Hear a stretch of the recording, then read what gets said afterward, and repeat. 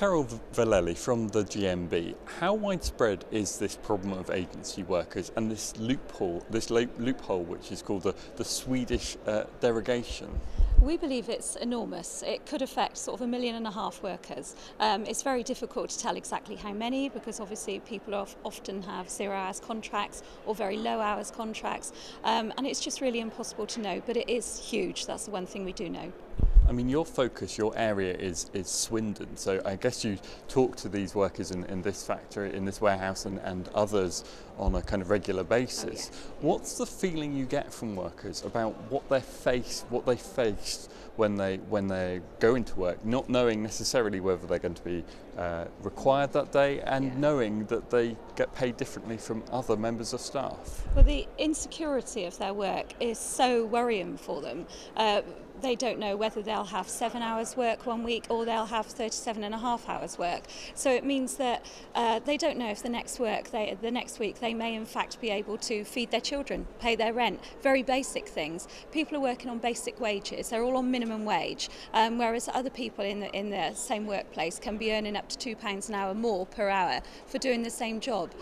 So when you're on minimum wage, you don't have a lot of slack in the budget. And if you think, next week, I don't know how much money I'll have coming in, I don't know if I'll be able to pay the rent or if I'll be able to put food on the table. It is that basic. They're also faced with the idea that they can go into work and be told that actually they're not needed and have to go back home. So on a Sunday in particular, they may have had to pay a taxi to get into work because not many people have their own cars, have to pay a taxi to get home again and actually earn no money. And that is really important to them, that they are losing this money. Some days they don't make any money and they lose money.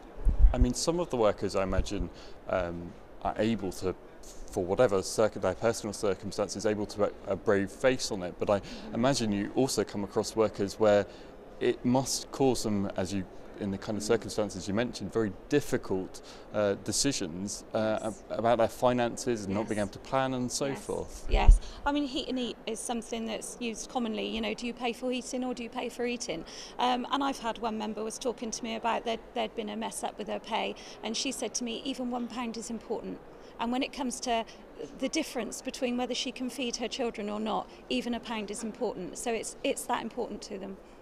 There's several companies involved in this particular case. Yes. It's a warehouse that's, as we understand it, run by DHL, but ultimately it's work they're doing for M&S. It is, yes. Do you think some of these big companies, DHL and Marks & Spencer, have some responsibility here? Yes, absolutely. I think the responsibility is theirs.